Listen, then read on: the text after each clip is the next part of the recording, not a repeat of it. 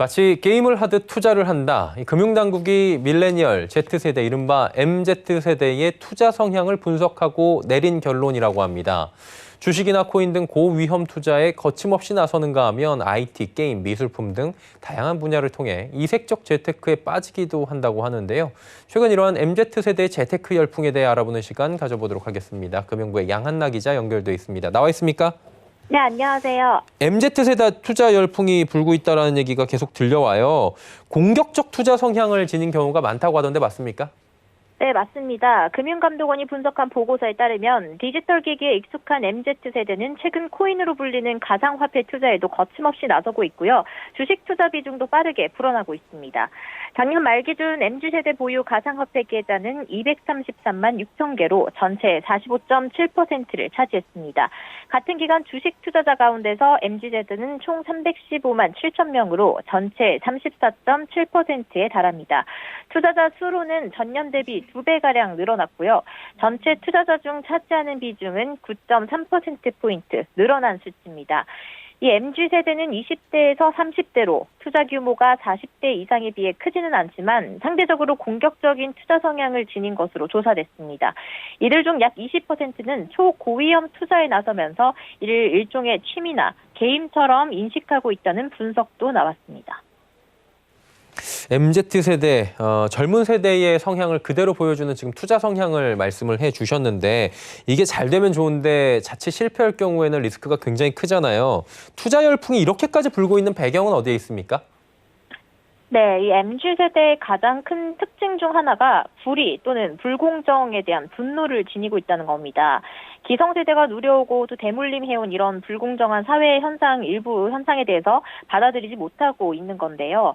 주식과 가상화폐 투자의 경우에는 누구나 쉽게 접근이 가능하고 이를 통해서 누구나 부를 축적할 수 있는 기회가 제공된다는 점에서 이런 자산 투자가 가장 공정한 게임이다라고 여기고 있다고 합니다.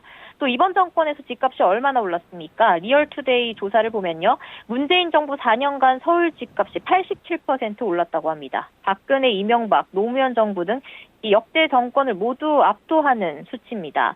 젊은 세대들이 이런 부동산 구입을 하기 위해서 피할 수 없는 재원 마련으로 또 주식과 가상화폐 투자에 뛰어들고 있기도 합니다. 시장조사기업 칸타의 조사에 따르면 재테크와 관련해서 18세에서 34세는 미래가 많이 걱정되기 때문이다라는 항목의 응답률을 무려 62%에 달했습니다.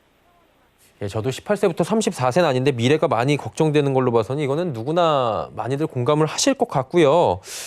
이제 조금 더 자세히 알아볼게요. 예적금 상품보다는 주식, 코인 같은 직접 투자에 많이 나선다고 하는데 또 ETF, 투자 중개형 ISA 상품 이런 것도 인기가 있나요?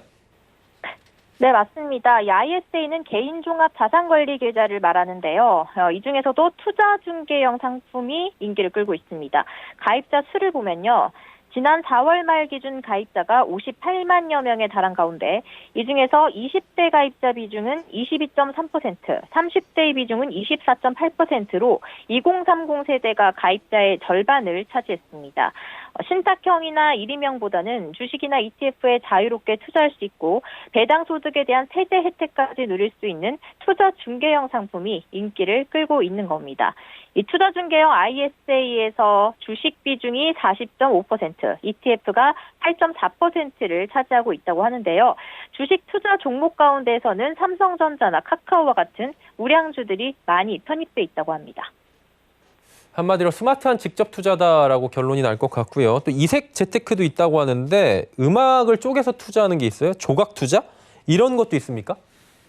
네, 맞습니다. 조각 투자는 하나의 자산을 여러 사람이 쪼개어서 공동을 투자해서 소유권을 나눠 갖는 일종의 소액 대체 투자 방식으로 보면 되는데요. 주로 미술품이나 음악 분야에서 이러한 조각 투자법이 떠오르고 있습니다. 적은 돈으로 쉽게 할 수 있는 투자이기도 하고 또 평소에 좋아하던 그림이나 노래에 대한 관심이 자연스럽게 투자로 이어질 수 있기 때문에 최근 젊은 세대의 재테크 트렌드가 되고 있습니다. 이 투자는 아트테크, 뮤직테크로 불리기도 하는데요.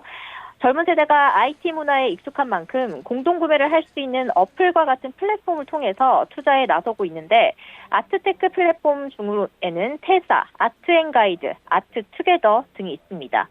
예를 들어서 이런 플랫폼에서 앤디 워홀과 같은 유명인의 작품도 개별 분할 소유권을 통해서 구매를 할 수 있는데요. 이 소유권이 하나당 가격이 1,000원 정도에 불과합니다. 이를 자녀 소유권 수량 내에서 원하는 만큼 구매를 할 수가 있고요. 이후에 수익이 날 경우에 소유권을 가진 사람들이 자기가 투자를 한 만큼 나눠 가지는 방식으로 수익을 얻게 됩니다. 또 뮤직테크 같은 경우는 대표적인 투자 플랫폼이 뮤직하우라고 있는데요. 이것은 음악 저작권으로부터 나오는 저작권료 참여 청구권을 구매할 수 있는 플랫폼입니다. 여기서 이 저작권료 참여 청구권을 구매한 소유자들은 향후에 저작권의 수익이 날 경우 자기가 투자를 한 만큼 환급을 받을 수 있습니다. 그런데 이런 조각 투자에 대해서는 아직까지 소비자 보호 관련해서 법적 제도가 마련되지 않았다는 점 주의를 해야 하고요. 또 중간 매개자인 플랫폼에서 상품 시세 책정 등을 투명하게 공개하지 않는 한 과정을 정확하게 알 수가 없다라는 그런 부작용을 초래할 수 있기 때문에 공격적으로 이 조각 투자에 뛰어드는 것은 지양해야 한다라는 조언이 나옵니다. 네, MZ세대의 투자에 대한 이야기 오늘 나눠봤습니다. 금융부의 양한나 기자였습니다. 고맙습니다. 감사합니다.